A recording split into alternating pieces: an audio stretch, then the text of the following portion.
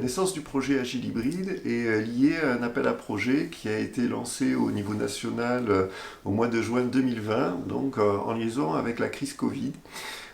sur l'hybridation des formations. Donc on était quand même dans une période assez particulière où les enseignements avaient basculé à distance. Et l'idée qu'il y avait dans cet appel à projet, c'était de soutenir les établissements dans cette situation d'hybridation forcée, avec l'idée de pouvoir développer aussi bien des aspects qui sont des aspects d'équipement que des aspects d'accompagnement des établissements.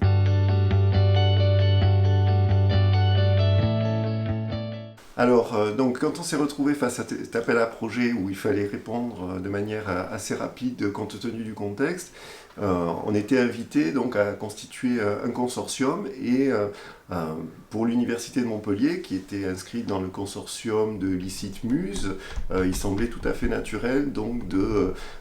d'allier les différents partenaires qui pouvaient être impliqués sur ces aspects de formation. Et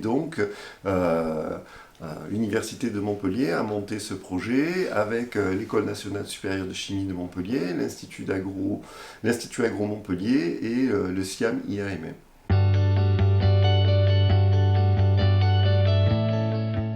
Donc l'idée, c'était là de pouvoir mettre à disposition des éléments qui permettaient d'améliorer une hybridation qui pouvait se faire de manière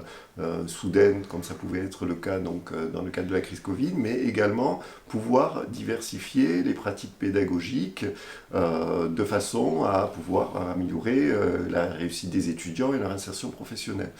Donc à partir de là, on a élaboré un certain nombre d'actions potentielles pour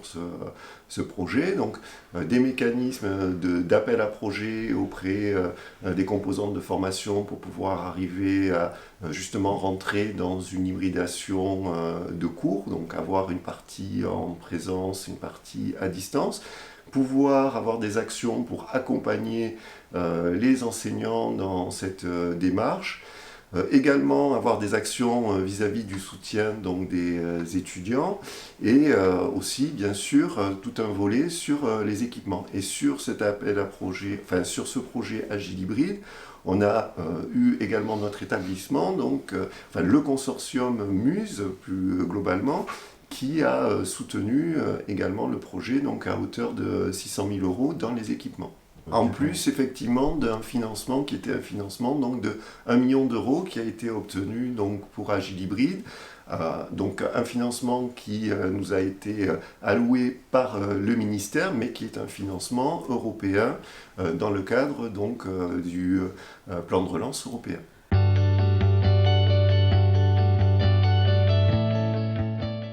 Pour arriver à les mobiliser, le point c'est de leur assurer une véritable reconnaissance du travail réalisé dans le cadre de l'hybridation. Donc à la fois, d'une part, reconnaître que l'enseignement à distance, c'est un enseignement qui compte dans leur activité, dans leur service d'enseignement, au même titre que l'enseignement présentiel. Et puis également parce que ça demande aussi un travail important de production, de ressources, de scénarisation, pouvoir leur assurer une reconnaissance pour cela. Et puis tout un mécanisme de formation, d'accompagnement, pour pouvoir aussi à la fois motiver la démarche, mais également la soutenir.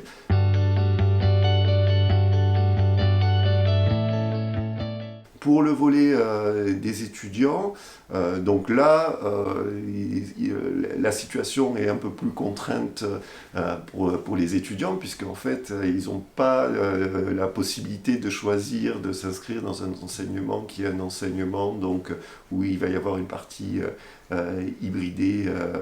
ou pas. Par contre, effectivement, pour eux, ça offre une certaine flexibilité, la possibilité d'avoir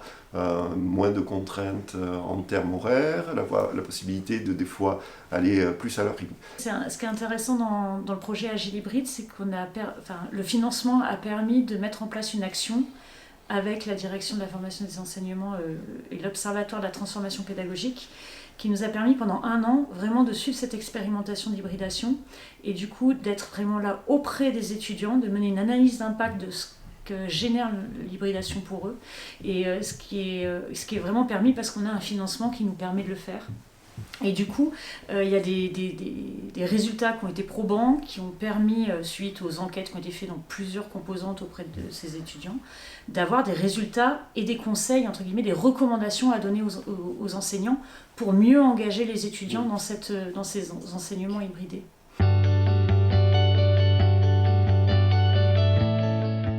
Ça a été le projet s'est concentré sur nos salles de travaux pratiques, une en particulier. Et ça a été vraiment une première brique pour justement ce que disait David sur la diversification des activités et des pratiques pédagogiques. Parce que elle a permis d'équiper une salle de TP complètement en matière d'hybridation, en matière de virtualisation et de collaboration. Donc du coup cet équipement va permettre et permet aux étudiants et aux enseignants de pouvoir faire collaborer entre les étudiants sur des TP, sur des travaux pratiques, et également avec ceux qui sont à distance. Donc pour quelconque raison, s'ils sont absents ou quoi, ils peuvent aussi collaborer dans ces cours-là. Et donc ça a été très riche et ça a permis aussi de dégager des projets chez nous, de parcours pédagogiques dans les travaux pratiques. On a eu des projets de TP virtuels suite à ces équipements-là et ce potentiel que ça a mené, ou de re-questionnement sur les pratiques dans les salles de TP.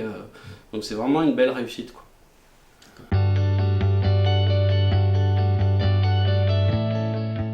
La mise en œuvre du projet Agile Hybride à l'école de chimie est venue renforcer la dynamique de modification de la formation dans cet établissement où l'usage de tablettes numériques avait été généralisé à partir de l'année 2014, chaque étudiant et chaque enseignant étant équipé d'une tablette numérique dans l'objectif de rénover la pédagogie dans cet établissement. Grâce à l'acquisition de matériel audiovisuel qui a été permis par la mise en œuvre du projet Agile Hybride, nous avons pu faciliter la production de podcasts et de vidéos qui venaient appuyer cette dynamique nouvelle qui avait déjà été enclenchée. Le deuxième volet concernant la production de nouvelles ressources pédagogiques, en particulier en mettant à l'honneur l'hybridation asynchrone, donc en facilitant les travaux collaboratifs, les travaux personnels des étudiants, le contrôle de l'enseignant à l'issue de ces travaux liés à l'hybridation asynchrone, est venu mettre un accent supplémentaire à cette rénovation pédagogique. En particulier, nous avons pu, au niveau des acquisitions, nous entourer de tableaux interactifs, numériques interactifs, qui nous ont permis d'équiper des salles de TD à Nilo et qui permettent vraiment de changer complètement la posture de l'enseignant au niveau des travaux dirigés réalisés par l'ensemble de tous les collègues. Et ce projet Agile Hybride a quand même impacté plus de 20% de la population enseignante au sein de l'établissement.